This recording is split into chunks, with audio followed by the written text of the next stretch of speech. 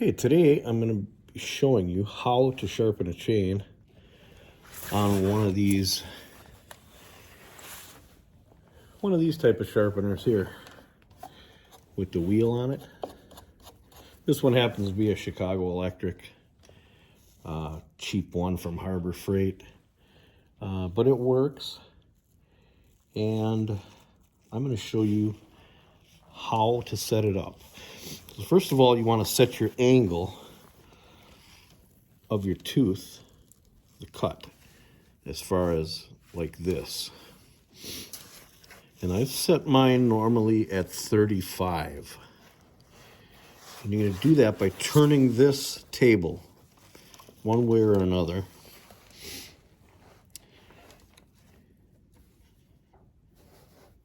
So 35 degrees. What this setup doesn't have, which I wish it did have, is an angle this way. Because normally I put a 10-degree angle on it that way. So anyways, here's how you do it. I'll try to get it in here close enough so you can kind of see what I'm doing. This one happens to have a brake on it. What this does is it holds this chain, fairly tight, and you can adjust this. Which, it's okay, but I've seen better. What you want to do before you start is mark your chain if you can, so you know where you start and where you stop. So we're just going to mark our chain with just a marker on top of one of the teeth. And that way I'll know where I started. I'm going to bring this down. You don't want to take off too much, and you don't want to, hold it down on the tooth too long, because that'll burn the steel. And that does something to the length of time. And I don't know, some of you experts might know, but it won't stay sharp as long. So now I don't know if you can see that or not.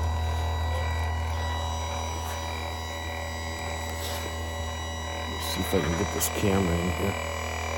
You can see it's a nice sharp tooth, as compared to the next one.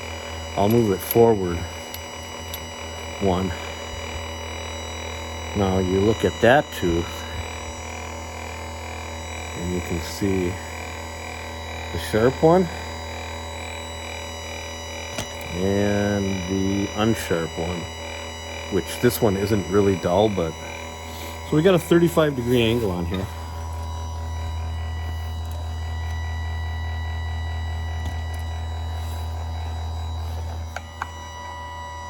I don't know everything, but I do have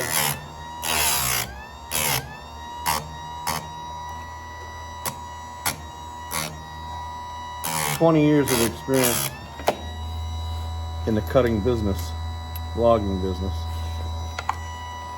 I actually think I can get them sharper by hand. This is just more convenient and much faster.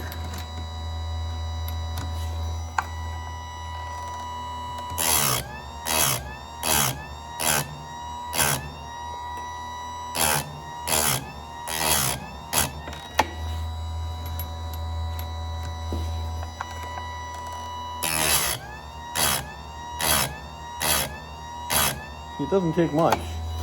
Just a couple passes on each tooth, and depending upon, if you didn't hit any rocks. If you hit rocks, it's going to obviously take you longer, but you just don't want to burn that tooth, that's all.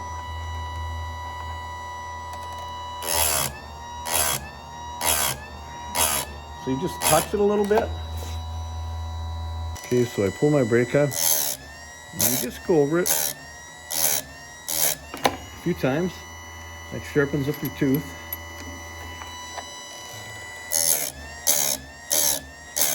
And I've got this on a 35-degree angle this way. Okay? That's normally what I use for hardwood. And normally I like to do about a 32-degree angle for, let's say, aspen or pine. But this particular unit only has 5-degree increments on it, so you just take what you can from it and do your best. We're going to go all the way around here.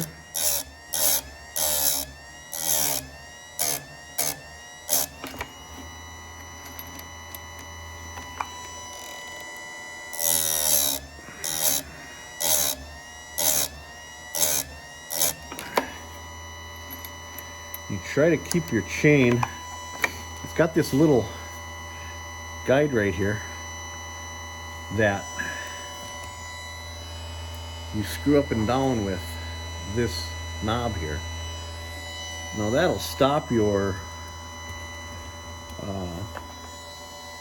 what it does is it hits this and stops, you know, your downward motion with this. And it keeps every tooth pretty much the same. You want to have each tooth the same length. If you got a short tooth here and a long tooth here, or this tooth is shorter than that tooth, your saw is not going to cut right. It just won't.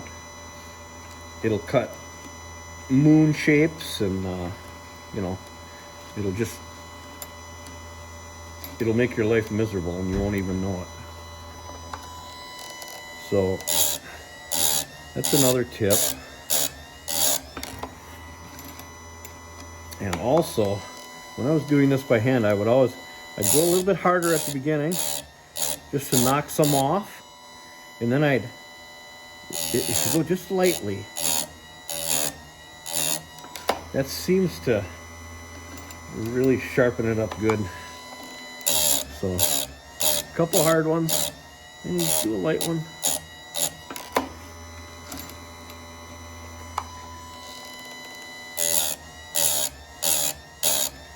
Show you the difference between a tooth here that's hit something, because I evidently hit something with this. Can't see it on any of these teeth right now.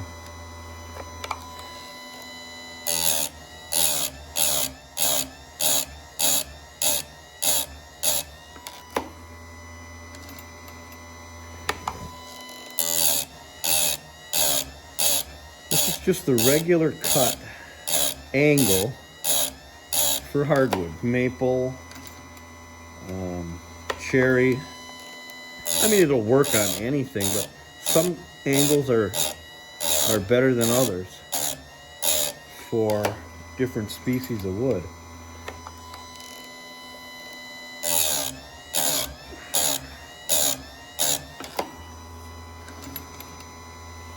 It doesn't take much. It's not hard to sharpen a chain when it's not really that dull, but now you can see that we're back to our point where I colored the top of one of the teeth red, so I know where to stop.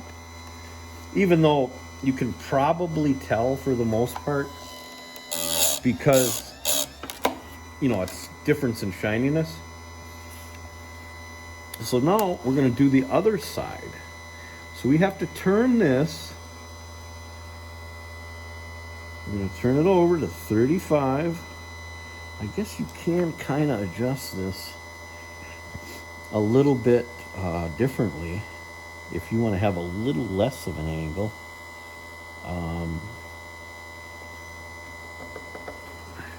This really isn't rocket science, but so now we're going to do the other side of the tooth. The tooth coming the opposite way of this one. So we pull our brake. This is our brake up here. This is our brake right here. Now remember, this is the Chicago electric tool. We have a little adjustment here. We can adjust our cable by turning. We got to hold this and then screw this at the same time, and that'll tighten up our cable, which I should do. So you put your screwdriver, there's a slot right here. Put your screwdriver in there, if you can get it in there. And then, let's see, we want to tighten it up a little bit.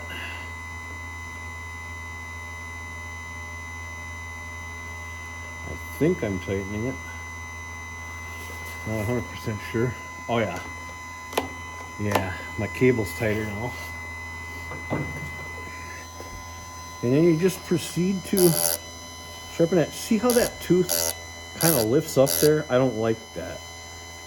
And I don't know exactly how to stop that from happening unless I back this off a little bit. Maybe that'll work. If I back that off so the tooth is more centered, no, that's not going to work either. That's not going to work.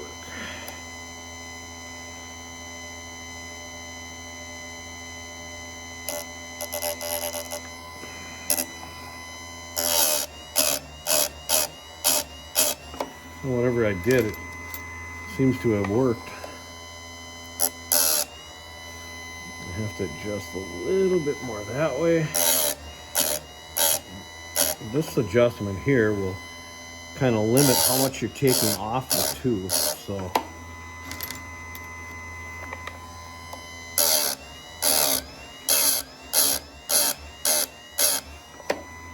and this is all plastic, so sometimes when I come down to the tooth, you'll see on the next one, I'll have to zoom in on it. When you come down on the tooth, you'll see that it's not quite touching the edge of the tooth. I don't know if you can see that or not. Right there, see that? I have to actually turn my wrist a little bit and tweak to get it to make contact on the top. There's just a lot of little tricks you'll learn as you go along.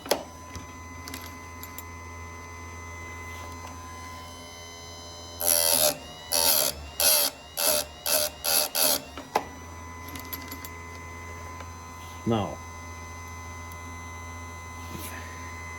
you might not be able to see it, but you can see that this tooth right here has just a little slight little ding in the end of the tip. That tip needs to be sharp. So when you hit a little stone or a rock or anything, even for a split second, it will dull in that tip, and it affects your cut always, every time. So if we can get that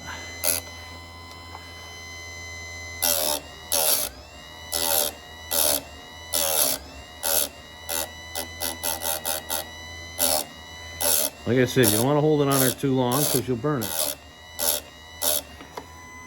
And of course, you don't want to take too much off the tooth either, because it'll make it a smaller tooth than the rest of your teeth. And so one bad tooth is better than a shorter tooth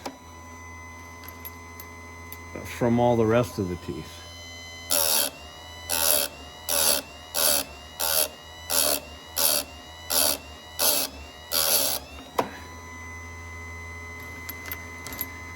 No burn. You don't want any burn on these. But this isn't a bad unit. I think I paid $35 maybe, or I'm pretty sure it was under $40 for this. There's better ones, which may be worth investing in, but this is the one I could get right away, so this is the one I bought.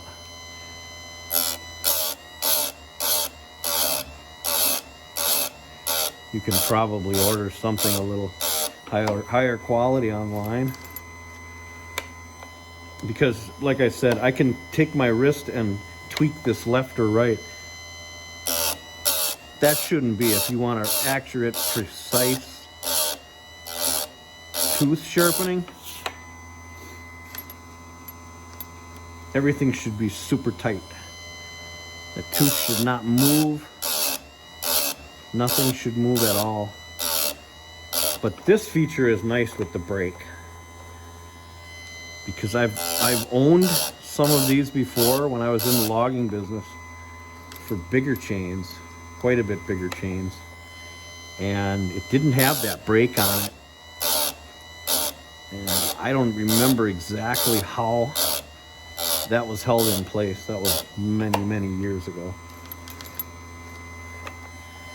So you just keep going along, making sure that you don't burn the tooth. A lot of times when you take them and have them sharpened somewhere, and in my early years, I'm talking 40 years ago, well, not 40, but 35 years ago, I'm not that old, I would take my saw chain to the shop, and the guy would sharpen it for me. That's before I learned how to sharpen and stuff. And I noticed that they were always burnt, always. Somebody can probably comment on this and let me know what that does, if that takes the tempering away, or I don't know anything about that stuff. So, but those saws would not stay sharp for very long, because obviously that fella that was sharpening my saws, and I won't mention any names, he's still in business after all these years. Maybe he learned by now, I don't know.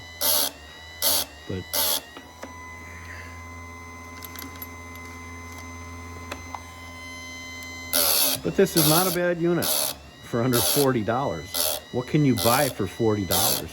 And then what I did is I took and mounted it to just a 2x8 here, about 4 feet long, and then I just put some lag screws in it, and that holds it down nice.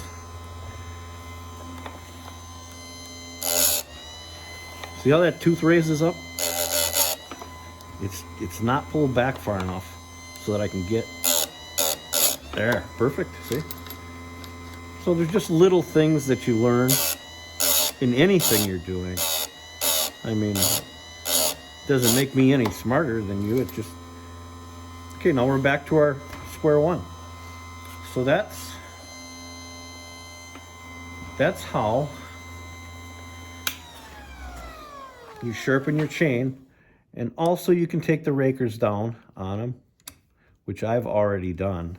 You can see normally they come right up to a point here, but I've taken them down already. I just file them flat.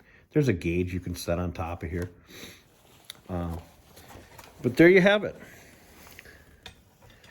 There's the Chicago Electric chainsaw sharpener. Nice item. You can log on to my website at spikehornwoods.com. You can also find me on Facebook at Spikehorn Woods. That's Spikehorn Woods, all one word.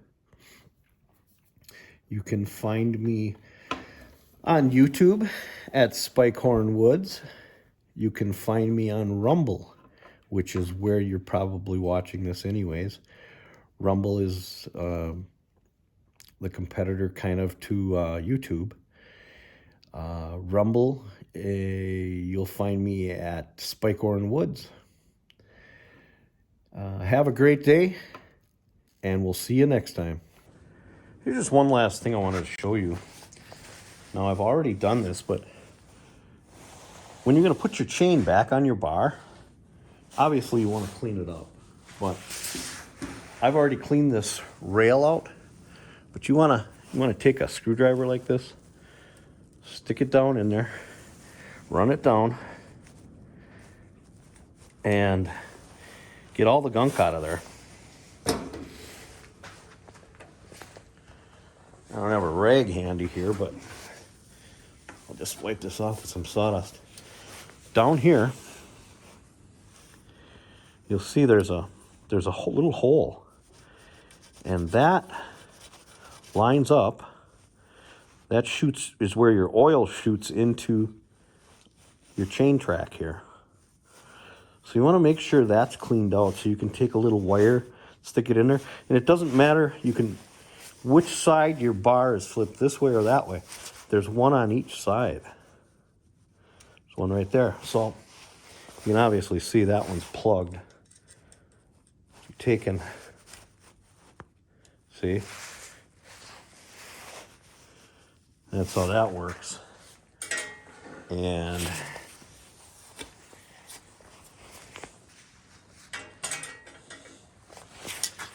you want to make sure that's clean.